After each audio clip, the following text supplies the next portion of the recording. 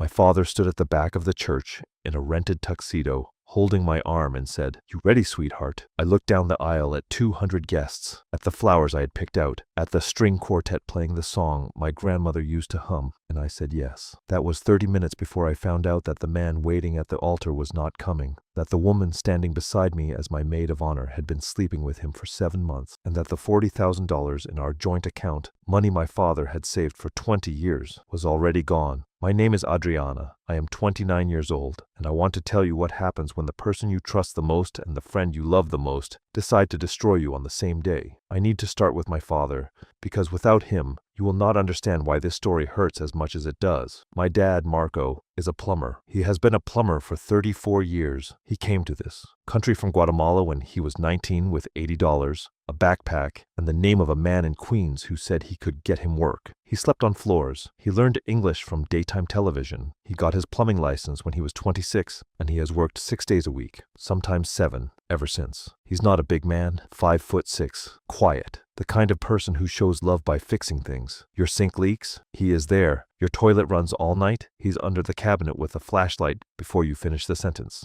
My entire childhood, I do not think I ever heard him complain about being tired, even though he must have been exhausted every single day of his life. When I was born, my dad opened a savings account. He put in whatever he could, $20 one week, $50 the next, sometimes $5. He told my mom it was for my wedding, not college, not a car, my wedding, because in his family, a father walks his daughter down the aisle and the wedding is supposed to be beautiful, and that is not negotiable. By the time I was 28, that account had $95,000 in it, 30 years of $20 deposits and compound interest, and a man who never bought himself a new truck because his daughter's wedding fund mattered more. Let me tell you about Marcus. I met him at a friend's barbecue when I was 25. He was tall, confident, the kind of guy who could hold a conversation with anyone, your grandmother, your boss, a stranger at a gas station. He had this smile that made you feel like you were the only person in the room. I fell fast, embarrassingly fast. We moved in together after a year. He proposed at 18 months. He got down on one knee in the parking lot of the restaurant where we had our first date. It was raining. He said he did not want to wait for a perfect moment because every moment with me was already perfect. I said yes before he finished the sentence. The wedding planning started. Immediately, my dad gave us access to the savings account. He transferred it into a joint account that Marcus and I shared so we could pay vendors directly. He did not put his name on the account. He trusted me. He trusted Marcus. That was his mistake. It was mine too. Now let me tell you about Simone. She had been my best friend since 7th grade. We met in math class. She was the funny one. I was the quiet one. Together, we were a complete person. She knew things about me that nobody else knew.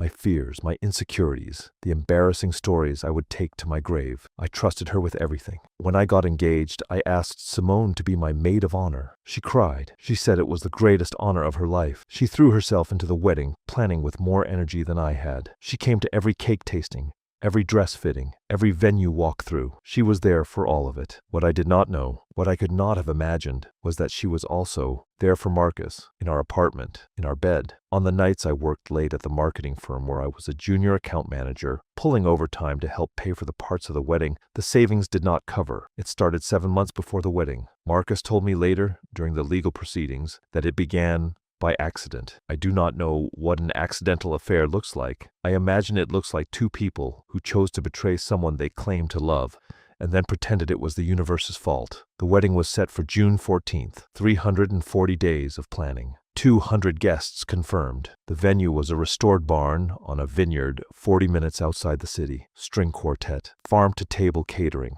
a photographer who charged $4,000 and came with 2 assistants. My dress cost $3,000. My dad's tuxedo was rented. The morning of the wedding, everything was perfect. My mom was crying the good kind of tears. My bridesmaids were getting their hair done in the bridal suite. Simone was there, curling my hair, telling me I looked beautiful, pouring champagne, and making toasts. She looked me in the eye and said, "Adri, you deserve the world." At 1:45, the ceremony was supposed to start. The guests were seated. The string quartet was playing. My father and I were standing behind the big wooden doors of the barn, waiting for the cue. 1:45 came and went, then 1:50, then 2 o'clock. The wedding planner came to find us. She was trying to stay calm, but her face gave it away. There is a small delay. The groom is running late to his own wedding.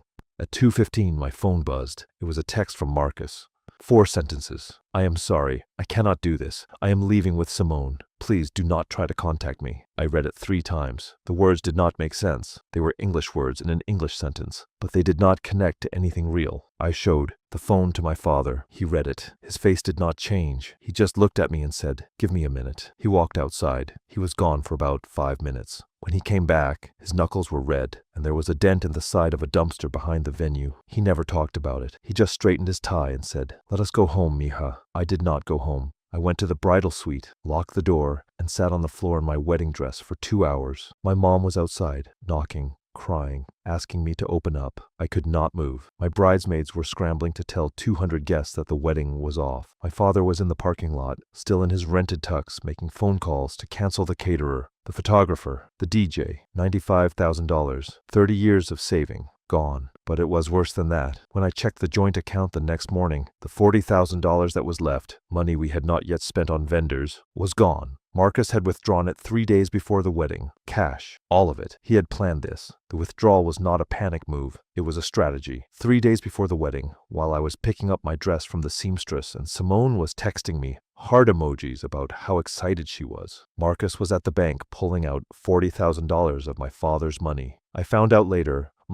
through the legal discovery process, that Marcus and Simone had been planning to leave together for at least 2 months. They had booked flights. They had rented an apartment in another state. They had a timeline. The wedding was the exit point. They waited until the last possible moment because they wanted every dollar committed and every refund window closed before they disappeared. There was a text chain between them, 312 messages over 2 months that my lawyer obtained during discovery. One message from Marcus to Simone, sent 5 weeks before the wedding, read, "Her dad just deposited another 10. Once the rest clears, we are good. Just keep smiling at the fittings. Keep smiling at the fittings." That is what Simone was doing while she curled my hair and told me I deserved the world. Smiling. I did not eat for 4 days after the wedding that was not a wedding. I lost 11 pounds in 2 weeks. I could not sleep in our apartment because it still smelled like Marcus's cologne. I moved in with my parents, my old bedroom, the same twin bed I had slept in as a teenager. My father knocked on the door every morning at 7 and brought me coffee and sat on the edge of the bed and said nothing. He just sat there every morning. On the 5th morning, he said,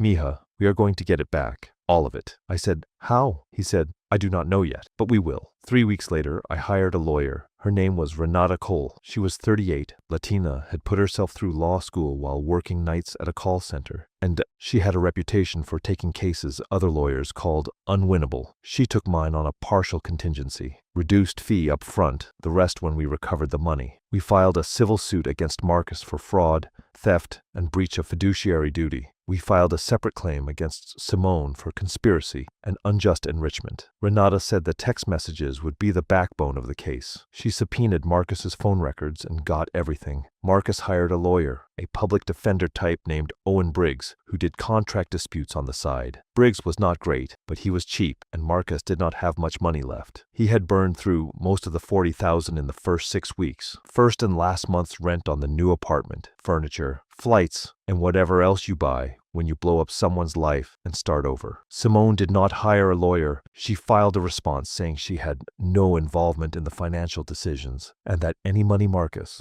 spent on her was a gift between partners. A gift. My father's 30 years of plumbing money was a gift. The hearing was set for 4 months after the wedding. I showed up with Renata. My father was in the gallery, front row, wearing the same button-down he wore to church every Sunday. My mother was beside him, holding his hand. Marcus was across the aisle. He looked thinner, darker under the eyes. Simone was not with him. She had moved back to the city 3 weeks after they left together. Apparently, the love of a lifetime has a shelf life of about 21 days when the money runs out. Briggs presented Marcus's defense. He argued that the joint account was shared property, that Marcus had every right to withdraw funds, that the wedding expenses were a mutual decision, and that any unspent funds were his to take. He said the word gift 11 times. Then Renata stood up. She started with the timeline. She showed the court when the joint account was opened, when my father deposited the money. She showed that Marcus had contributed exactly $0 to the account, not 1 cent. Every dollar was from my father's savings. Then she presented the text messages. She read them, one at a time, slowly. She let each one sit in the silence of the courtroom before moving to the next.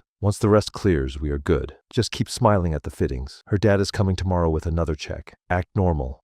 Book the flights for the 15th. We leave the day after the wedding. Each message landed like a hammer. The judge's face changed with everyone. Marcus stared at the table. Briggs stopped taking notes. Then Renata presented the bank records, the $40,000 cash withdrawal, 3 days before the wedding. She showed that Marcus had opened a new personal account 2 days later in another state and deposited $38,000 into it. The remaining $2,000 was spent on flights and a rental car. She also presented the vendor contracts I had signed, showing that my name, not Marcus's, was on every agreement. The caterer, the venue, the photographer, the florist. Every cancellation penalty, every non-refundable deposit was my responsibility. $47,000 in commitments that could not be recovered. Then Renata did something that made the entire courtroom go still. She called my father to the stand. My dad walked up slowly. He sat in the witness chair and folded his hands in his lap. Renata asked him one question. Mr. Campos, can you tell the court about the savings account you opened for your daughter? My dad cleared his throat. He spoke in English, slowly, carefully,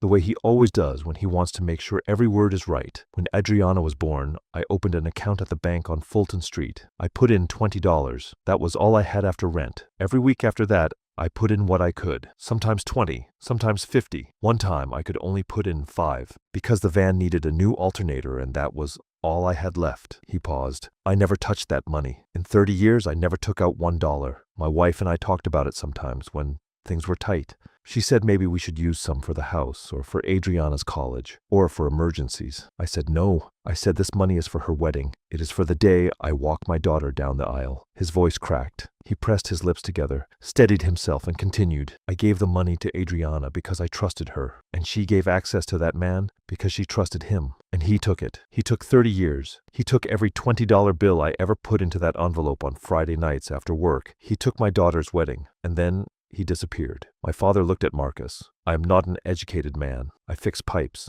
I unclog drains. I crawl under houses in the dark, but I know what stealing is. And that man stole from my family. The courtroom was completely silent. The judge took off his glasses. 2 women in the gallery were crying. My mother was holding my father's jacket in her lap, gripping it with both hands. Briggs did not cross-examine. He just said, "No questions, Your Honor." The judge ruled the same day. He found Marcus liable for fraud and ordered full restitution of the $40,000, plus an additional $23,000 in damages covering non-refundable vendor costs. He also found Simone jointly liable for conspiracy, ordering her to pay $15,000 in damages. He referred the case to the district attorney's office for potential criminal charges related to the premeditated theft. Marcus's face was blank. He did not react. He just sat there like a man who had finally run out of angles. After the hearing, my father and I stood in the hallway. He put his arm around me. He did not say anything for a long time. Then he said, "I will start the account again tomorrow." I looked at him. "Dad, no, you do not have to do that." He shook his head. "It is not about the wedding. It is about the promise. I promised myself the day you were born that I would take care of you. That does not stop because some man broke your heart." He patted my shoulder. "Besides, I know a good plumber. He works cheap." I laughed. For the first time in 4 months, I laughed. That was 8 months ago. Marcus is still paying restitution. Slowly. $50 a week, which means it will take approximately 15 years for him to pay back what he stole in one afternoon. Simone has not paid a cent. There is a lien on whatever she owns, whenever she owns something worth liening. My dad started a new savings account. He puts in $20 every Friday. He is 63 years old and he is saving for a wedding he may never see. But that is not the point. The point is the promise. I am not engaged. I am not dating. I am not ready, but I am okay. I work. I go to dinner with my parents on Sundays. I adopted a cat named Judge because he looks like he is always making a ruling. My dad walks me to my car every time I leave their house. Every time, rain or shine. He stands in the driveway and waves until I turn the corner. I watch him in the rearview mirror, standing there in his work boots and his old jacket, waving. If you are listening to this and someone has taken something from you, money, trust, time, dignity, I want you to know that getting it back is not always about the courtroom. Sometimes it is about the person standing in the driveway, waving. Sometimes it is about the $20 bill in the envelope on a Friday night. Sometimes justice looks like a father who refuses to stop saving, even after everything has been taken.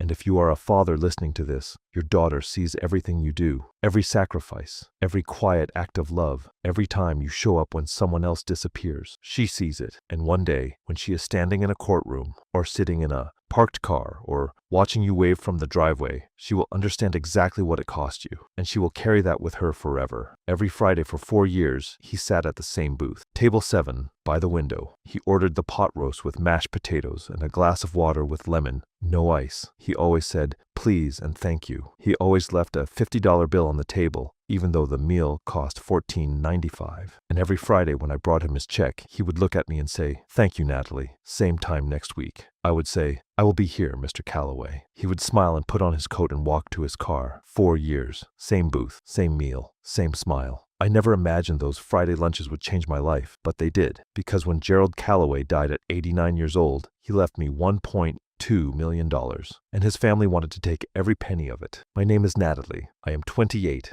I have been a waitress at Benton's Diner since I was 19. It is the kind of place that has vinyl booths and laminated menus and coffee that has been sitting on the burner too long. The regulars are the backbone. They come every week, same days, same orders, same conversations. You learn their names, their stories, their grandchildren's names. You remember who takes cream and who takes sugar, and who gets upset if the pickle touches the coleslaw. Mr. Calloway started coming in on a Friday in March, 4 years ago. He was alone, well dressed for a diner, pressed shirt, clean slacks, polished shoes. He was quiet at first, polite but reserved. He ordered, he ate, he paid, he left. But over time, he started talking. Little things at first. The weather, a book he was reading, then bigger things. His wife Diane, who had passed 2 years earlier. His gardens, which he maintained because she had planted it. His mornings, which were long and quiet and full of absence. I learned over time that Gerald Calloway had been a federal judge. He served on the bench for 31 years before retiring at 78. He had presided over cases that made national news. He was respected. He was sharp. Even at 85 when I met him, his mind was a steel trap. He quoted case law from memory. He finished the crossword in pen. He corrected my grammar once, gently, with a smile, and I thanked him for it. He had 2 children, a son, Martin, and a daughter, Cynthia. Martin was a corporate lawyer. Cynthia ran a real estate firm. They lived within driving distance but rarely visited. Gerald mentioned them occasionally, always with a careful neutrality that told me more than any complaint would have. He never said they were bad children. He just said they were busy. But busy, when it lasts for years, starts to sound like something else. Gerald and I talked every Friday for 4 years. I learned about his cases, his marriage, his years in law school, the cabin he and Diane built upstate. They learned about me, my apartment with the radiator that banged all night, my night classes at community college, my plan to become a paralegal someday, my cat named Biscuit, who sat on my laptop every time I tried to study. He told me once, about 2 years in, that our Friday lunches were the best part of his week. I thought he was being polite. He was not. He meant it. For a man who had spent 31 years in courtrooms, surrounded by lawyers and arguments and high stakes, a pot roast and a conversation with a waitress was peace. I want to tell you about the other regulars, because they matter to the story. There was Betty, who came every Tuesday and ordered the same tuna melt she had been ordering since the diner opened in 1986. There was Carlos, who worked at the auto shop across the street and came in for coffee 3 times a day and never once ordered food. There was the group of retired firefighters who took over the back corner every Wednesday morning and argued about baseball for 2 hours. These people saw Gerald every Friday. They watched our friendship develop the way you watch a plant grow, slowly, without noticing the change, until one day it is taller than you expected. Betty told me once, about a year in, that man lights up when you bring his plate over. You know that, right? I said he was just being polite. She shook her head. Honey, I have been eating lunch in this booth for 20 years. I know the difference between polite and happy. Gerald started bringing me things, small things, a book he thought I would enjoy, a newspaper clipping about a paralegal program at the community college, a photograph of his garden in bloom. He never made a big deal about it. He would just slide it across the table when I brought his water and say, "Thought of you." It was the kind of generosity that does not call attention to itself, the kind that just shows up quietly, like a man who has learned that the best way to give is without ceremony. There was one Friday, about 3 years in, when I was having a terrible day. My car had broken down that morning. My landlord had raised the rent. I was behind on my electric bill. I was trying not to cry while I took orders because waitresses are not supposed to cry. Gerald noticed. Of course he noticed. He always noticed. When I brought his pot roast, he said, "Natalie, sit down for a minute." I said I could not. I was working. "Sit down," he said, in the voice of a man who had spent 31 years telling people what to do from a bench. So I sat. He did not ask what was wrong. He just said, "You know, when I was on the bench, I saw thousands of people at their worst. People lying, people cheating, people people hurting each other in ways that would keep you up at night.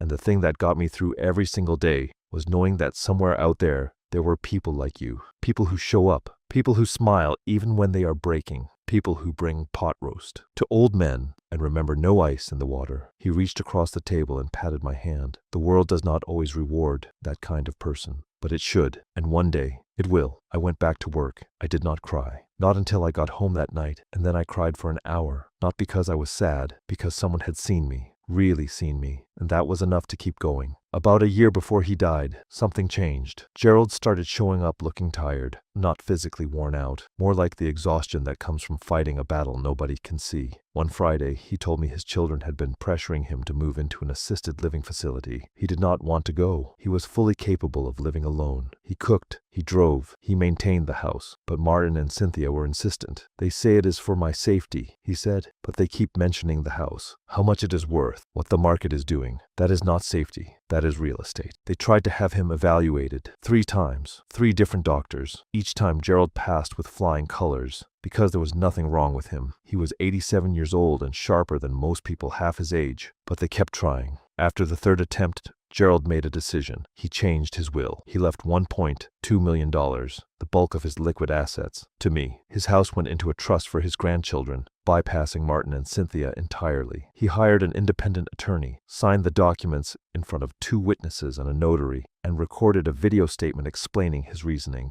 He never told me, not a word. I found out 3 weeks after he died, when the attorney, a man named Philip Rayburn, called me at the diner during the lunch rush and asked me to come to his office. When I heard the number, I dropped the phone, literally dropped it. It hit the floor and the screen cracked and the cook yelled at me because I was blocking the kitchen door. Martin and Cynthia filed a lawsuit within 10 days. Undue influence, exploitation of a vulnerable elder. Their attorney, a woman named Sandra Kessler, was aggressive and expensive. She painted me as a calculating young woman who had targeted a lonely old man, groomed him over 4 years, and manipulated him into diverting his estate. I had no money for a lawyer. Rayburn offered to represent me since he had drafted the will and had the video statement. He said Gerald had anticipated this exact scenario and had prepared accordingly. The hearing was in September. I showed up in the nicest clothes I owned, a blouse and black pants from a discount store. Martin and Cynthia were there with Kessler and a wall of paperwork.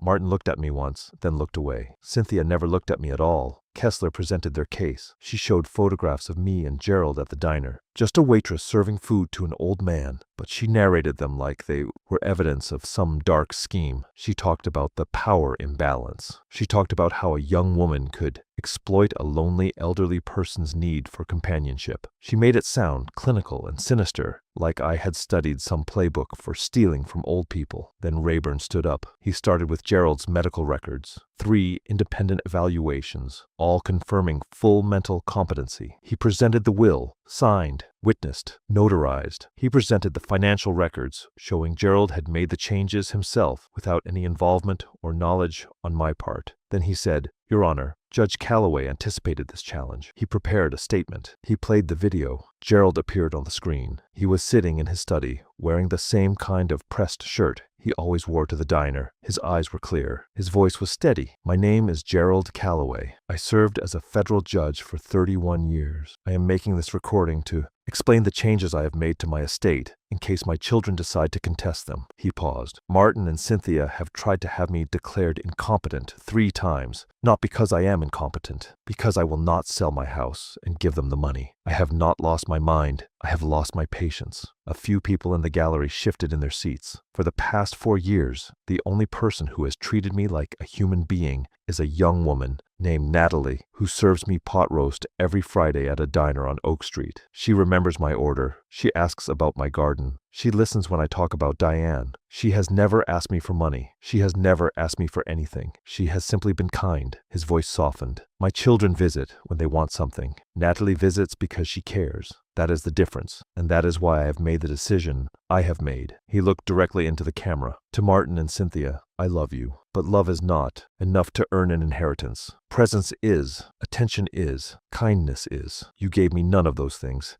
Natalie gave me all of them. If you are watching this in a courtroom, then you have done exactly what I expected, and I hope the judge sees what I see. That money should go to the people who show up, not the people who show up only when there is money. The video ended. The courtroom was silent. Then something unexpected happened. A young man in the gallery stood up. He was in his 20s. He raised his hand and said, "Your Honor, may I speak?" The judge looked at him. "Who are you?" "My name is Tyler Calloway. Gerald Calloway was my grandfather." Martin turned around. Cynthia's mouth opened. Tyler walked to the front. "I visited my grandfather every month until he died. I saw him more than my parents did, and I want the court to know that everything he said in that video is true. My parents did not visit. Natalie did. She was more family to him than anyone in this room except me." He looked at his father. "Dad, Grandpa called you every Sunday. You sent it to voicemail. Every single time." Martin did not respond. Kessler asked for a recess. The judge denied it. He ruled from the bench. The will stood. The $1.2 million was mine. After the hearing, Tyler found me in the hallway. He shook my hand and said, "Thank you for being good to him. It mattered. I still work at Benton's Diner. I did not quit. I thought about it. But the diner is where Gerald and I built our friendship, and leaving it would feel like leaving him. Table 7 is still his booth. Nobody else sits there on Fridays. The other regulars know. They just skip it. I put most of the money in savings. I paid off my student loans. I bought a reliable car that does not break down on the highway. I am finishing my paralegal degree. And every Friday I set a glass of water with lemon at table 7. No ice, just the way he liked it. The insurance company's lawyer smiled at me and said, "Ma'am, I understand this is emotional, but the beneficiary designation is clear. Your ex-husband changed it. The payout goes to his current wife." He said it like it was a weather report, like my children's future was a line item that had already been processed. I was sitting there in a courtroom with $42 in my checking account, 2 kids at home with a babysitter I could not afford, and a letter from a dead man that nobody wanted to hear. But they were going to hear it. "My name is Vanessa. I am 33 years old. I have 2 daughters. Maya is 8. Sophia is 5. Their father, Dean, died 11 months ago in a car accident on his way home from work. He was 36. We had been divorced for 2 years, but we still talked every week about the kids. He was not a bad man. He was a complicated man who made some bad choices. And the worst choice he made was marrying Karen. Dean and I were together for 9 years, high school sweethearts. We got married at 22, had Maya at 25, Sophia at 28. He worked as a project manager at a construction company. I was a dental hygienist. We had a good life, not rich, normal, the kind of life where you argue about whose turn it is to take the trash out and then watch television together on the couch. Things started falling apart around year 7. Dean got promoted. He started traveling. He started drinking more. He started coming home later. Then he started not coming home at all. I found out about Karen through a credit card statement, a hotel room in a city where his company did not have a project. The divorce was quick. I did not want a war. I wanted stability for the girls. We split custody 50-50. Dean kept the life insurance policy, $500,000, and I was named the beneficiary because the girls were minors. That was the arrangement. It was in the divorce decree. It was supposed to be protected. Then Dean married Karen. 8 months after our divorce was final. She was 30, worked in real estate, and had the kind of confidence that comes from never being told no. I met her once at a school pickup. She smiled at me the way someone smiles at a person they have already decided is beneath them. About 6 months after the wedding, Dean started acting strange. He called me one night, late, and said, "Vanessa, if something ever happens to me, do not let Karen touch the insurance. I never changed the beneficiary. Promise me." I said, "Dean, what are you talking about?" He said, "Just promise me." I promised. I thought he was being dramatic. He had always been a worrier after a few drinks. I did not think much of it. I need to tell you something about Dean that makes this whole story more complicated. He was not a villain. He was a man who got lost. When we were married, he was the kind of father who made pancakes on Saturday mornings and let the girls put chocolate chips in the shape of smiley faces. He coached Maya's t-ball team. Even though he knew nothing about t-ball, he sang to Sophia every night before bed, badly, always off-key, but she loved it. The drinking changed him. Not all at once, gradually, the way a river changes its banks. You do not notice until one day the water is somewhere it should not be. He went from 1 beer after work to 3, from 3 to a 6-pack, from a 6-pack to something harder. By the end, he was a different person after 8 o'clock. Not mean, just absent, like someone had turned down his volume. When I confronted him about Karen, he did not deny it. He just sat on the edge of the bed and said, "I know, I am sorry. I do not know how to stop. I do not think he was talking about Karen. I think he was talking about everything. The drinking, the lying, the slow unraveling of a life he did not know how to hold together anymore. After the divorce, he got sober. For the girls, he went to meetings. He got a sponsor. He started showing up again. Not perfectly, not always on time, but consistently. He was trying. I could see it. The girls could see it. Then he married Karen and the trying stopped. Not because he gave up, because Karen did not want him trying. She wanted him compliant. She wanted the house and the pension and the insurance and a husband who stopped asking questions. Dean told me once, on the phone, that Karen had hidden his car keys to keep him from going to a meeting. He said it like it was a joke. It was not a joke. The letter he sent me was not the letter of a man who had given up. It was the letter of a man who was afraid of what Karen was doing, afraid of what she was capable of, afraid that if something happened to him, his girls would get nothing and Karen would get everything. He was right to be afraid. 2 months later, he sent me a letter, an actual handwritten letter, mailed to my apartment. It said, "V, I'm writing this down because I need someone to know. Karen has been pressuring me to change the life insurance beneficiary to her name.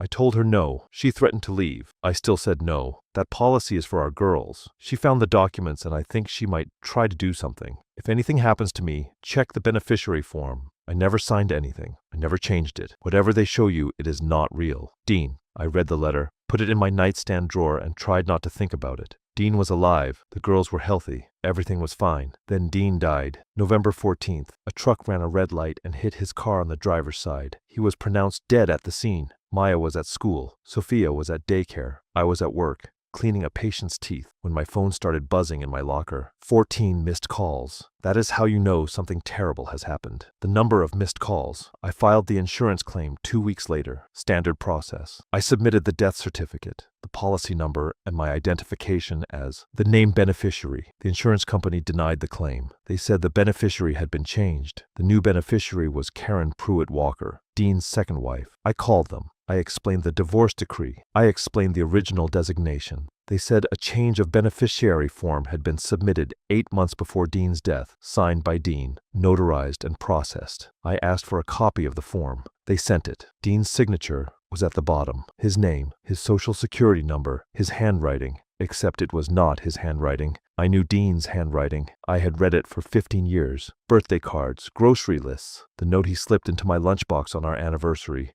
The signature on that form was close, very close, but the D in Dean was wrong. Dean always started his D with a sharp downstroke. This one curved, and the W in Walker. Dean never wrote his last name in cursive. He always printed it. The form was in cursive. I hired a lawyer named Tamara Wells. She was a solo practitioner who worked out of a small office above a nail salon. She was not expensive because she was not fancy, but she was thorough. She took the case on a payment plan, $200 a month, which I could barely afford. Tamara filed a lawsuit against the insurance company and against Karen, alleging fraud and forgery. She also subpoenaed the notary who had allegedly witnessed the signature. Karen hired a lawyer from her real estate firm's legal department, a man named Douglas Webb. He was confident. He had the signed form. He had the notary's stamp. He had the insurance company's processing records. On paper, it looked airtight. The hearing was set for 8 months after Dean's death. I showed up with Tamara, Dean's letter in my purse, and nothing else. Webb presented Karen's case. He showed the form. He showed the notary stamp. He argued that Dean had voluntarily changed the beneficiary after his remarriage, which was standard practice. He said the original designation was outdated and that Karen, as the current spouse, had a legal and moral right to the funds. Tamara went next. She submitted the divorce decree showing that the life insurance beneficiary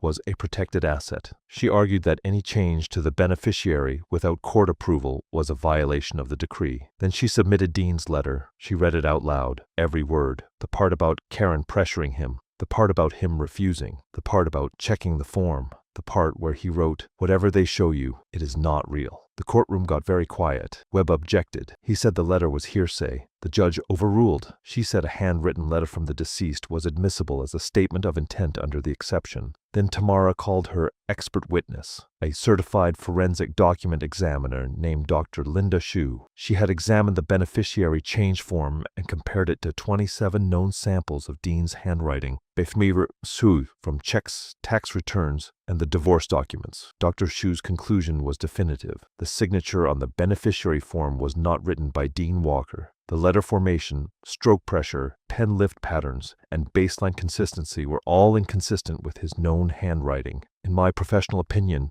she said, this signature is a forgery. Karen stood up. She looked at her lawyer. She looked at the door. She started walking toward it. The judge said, Mrs. Pruitt Walker, sit down. You are not excused. Karen sat down. Her hands were shaking. The judge also called the notary, a man named Raymond Cross. Under questioning, Cross admitted that Karen had brought the form to his office already signed. He had never seen Dean in person. He had notarized the document based on Karen's verbal assurance that the signature was authentic. The judge looked at Cross for a long time. Then she said, Sir, you notarized a document without verifying the identity of the signer. Cross did not answer. The judge ruled in my favor. The beneficiary change was voided. The $500,000 was awarded to me as the original and rightful beneficiary, to be held in trust for Maya and Sophia. She also referred the case to the district attorney's office for criminal investigation into forgery and insurance fraud. Both Karen and the notary were named. Karen's lawyer asked if they could appeal. The judge said, You can try. After the hearing, I sat in my car in the courthouse parking lot and read Dean's letter one more time. The paper was soft from being folded and unfolded so many times. His handwriting was messy, the way it always was. He wrote like a man in a hurry, which he always was, but he took the time to write this. He sat down, picked up a pen, and wrote a letter to the mother of his children because he knew something was wrong and he wanted to make sure we were protected. Even after the divorce, even after everything that went wrong between us, he still showed up for the girls. In his own way, in his own time, he still showed up. That money is in a trust account now. It will pay for Maya's college and Sophia's college and whatever comes after that. Dean's girls will be taken care of. That is all he ever wanted. If you are listening to this and you have an ex-spouse, a co-parent, someone you share children with, please make sure your documents are in order. Make sure the people you trust are actually trustworthy. And if something feels wrong, write it down. Put it on paper. Send it to someone who will keep it safe. Because paper does not forget. Paper does not change its story. Paper sits in a nightstand drawer and waits for the day it is needed. Dean's letter saved his daughter's future, and I will keep it forever. The lawyer leaned into the microphone and said, Your Honor, the plaintiff has no survey, no title dispute, and no legal standing. She is a city girl who came home for a funeral and decided to play farmer. 2. People in the gallery laughed. The judge did not. I did not either, because inside my bag I had something that man did not know about. Something my father had been keeping for 15 years, waiting for the day someone would finally listen. My name is Josephine, but everyone calls me Joe. I am 35 years old. I grew up on a 200-acre farm in Redfield County, about 3 hours south of the city. My father,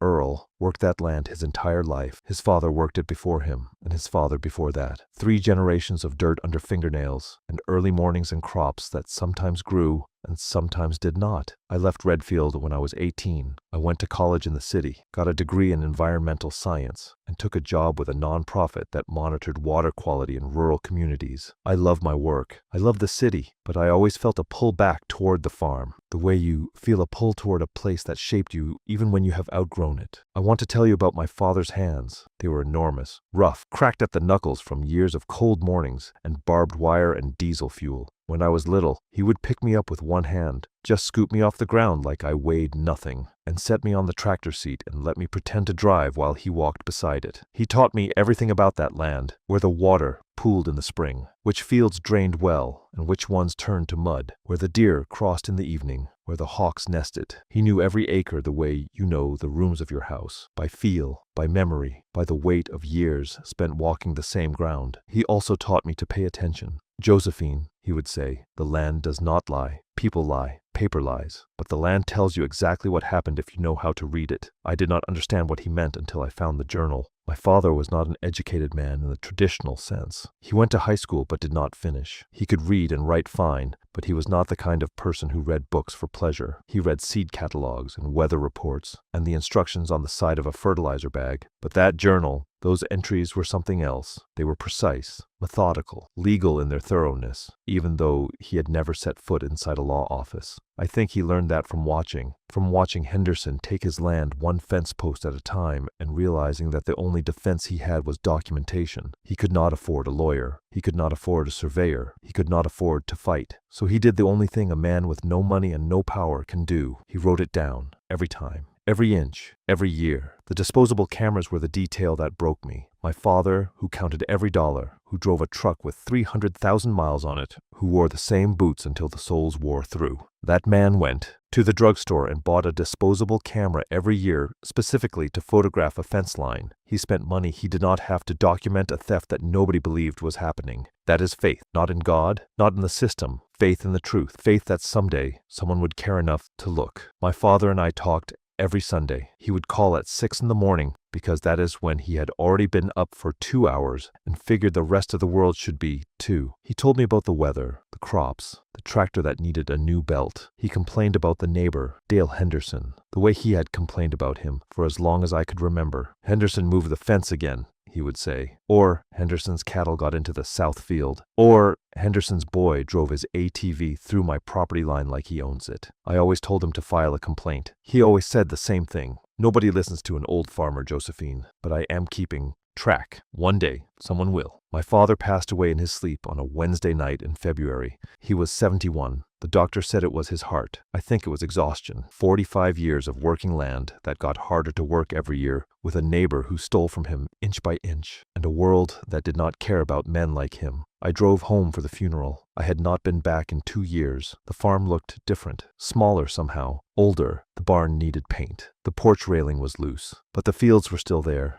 still stretching out toward the tree line like they had when I was a girl. After the funeral, I started going through my father's things, his clothes, his tools, his paperwork, and that is when I found it. A leather journal in the bottom drawer of his desk. I opened it. The first entry was dated 15 years ago, February 7th. It said, Henderson moved the fence post at the southeast corner approximately 6 feet onto my property. I measured from the stone marker, took a photograph with a disposable camera. Nobody will believe me. The entries continued, 1 or 2 per year, sometimes more. Each one documented a specific encroachment. A fence post moved, a section of wire rerouted, a row of trees planted on my father's side of the line. He noted dates, measurements, weather conditions. He drew diagrams. He taped in photographs he had taken with disposable cameras and later with a cheap digital one. 15 years of documentation. Meticulous, obsessive, heartbreaking documentation. Page after page in his careful handwriting, recording a theft that happened so slowly that nobody noticed except the man being robbed. The final entry was written 3 weeks before he died. It said, Henderson has taken approximately 12 acres over the past 15 years. I have measured it. I have photographed it.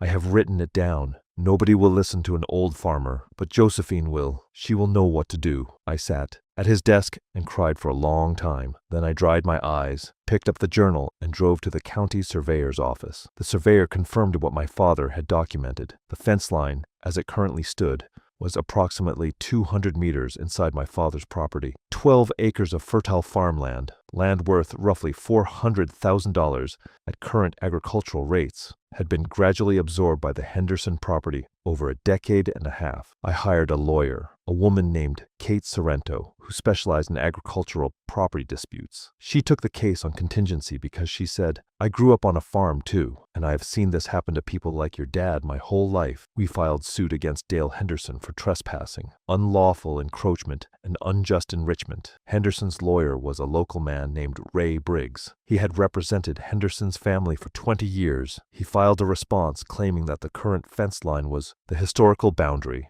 and that my father had verbally agreed to the arrangement years ago. No written agreement, no witnesses, just a dead man who could not argue back. The hearing was held in the county courthouse, a small building with fluorescent lights and an American flag that looked like it had been there since the 70s. Henderson sat across from me, arms crossed, looking at me the way people in Redfield always looked at me after I left, like I was a traitor who thought she was too good for the place that raised her. Briggs presented Henderson's case. He argued that the fence had been in its current position for as long as anyone could remember. He produced 2 neighbors who testified that the fence has always been about where it is now. He argued that my father had never complained, never filed a report, and never objected. Then he looked at me and said, Your Honor, the plaintiff has no survey, no title dispute, and no legal standing. She is a city girl who came home for a funeral and decided to play farmer. 2 people laughed. I did not. Kate stood up. She presented the county surveyor's report, confirming the encroachment. She presented the original deed and plat map from 1951, showing the legal boundary exactly where my father said it was. Then she presented the journal. She read selected entries out loud, the dates, the measurements, the photographs taped to the pages, the diagram my father drew of the southeast corner, showing the fence posts moved 6 feet at a time, year after year. She projected the photographs on the courtroom screen. 15 years of images showing the fence line creeping slowly, steadily onto my father's land. 1 photo per year from the same angle, like a time-lapse of theft. Then she presented satellite imagery. She had obtained aerial photographs from a commercial satellite service. 1 image per year for the past 15 years, clearly showing the fence line moving west into my father's property, inch by inch, year by year. Henderson's face changed. He leaned over to Briggs and whispered something. Briggs shook his head. Kate read the final entry, the one my father wrote 3 weeks before he died. Nobody will listen to an old farmer, but Josephine will. She will know what to do. The courtroom was silent. The judge, a woman named Helen Pryor, who had grown up in farming country herself, took off her glasses and set them on the bench. She looked at Henderson. Mr. Henderson, do you have a response to this evidence? Henderson stood up. That fence has always been there. Earl never said nothing about it. Earl never said anything about it to you, the judge corrected. But he said plenty about it to this journal, and he said it with photographs, measurements, and dates. For 15 years, she paused. Mr. Henderson, this court finds that you have encroached upon approximately 12 acres of the plaintiff's property over a period of 15 years. The fence is to be relocated to the legal boundary within 60 days. You are also ordered to pay restitution for the agricultural value of the land you have used without authorization. Henderson's mouth opened. Briggs put a hand on his arm. Henderson sat down. After the hearing, I stood in the parking lot holding my father's journal. Kate was beside me, looking satisfied but quiet. He knew, I said. He knew nobody would believe him while he was alive. He also knew you would come back, Kate said. I drove to the farm that afternoon. I walked the property line, the real one, the one my father measured and documented and defended with nothing but a pen and a disposable camera. I stood at the southeast corner, where it all started, where a fence post was moved 6 feet 1 year, and nobody noticed. I notice now.